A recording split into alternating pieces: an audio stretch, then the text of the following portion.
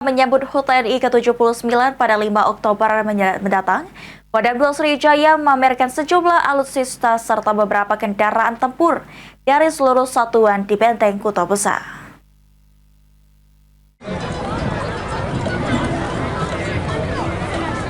Tidak seperti biasanya, kawasan wisata Kota Palembang yaitu Benteng Kota Besar mendadak ramai dikunjungi warga, khususnya pelajar. Hal ini dikarenakan BKB menjadi tempat lokasi Sriwijaya Fair yang dilakukan oleh Kodam 2 Sriwijaya. Sejumlah alutsista milik Kodam 2 Sriwijaya dan beberapa kendaraan tempurnya dari seluruh satuan dipamerkan dalam Sriwijaya Fair menyambut HUT Kodam 2 Sriwijaya ke-79.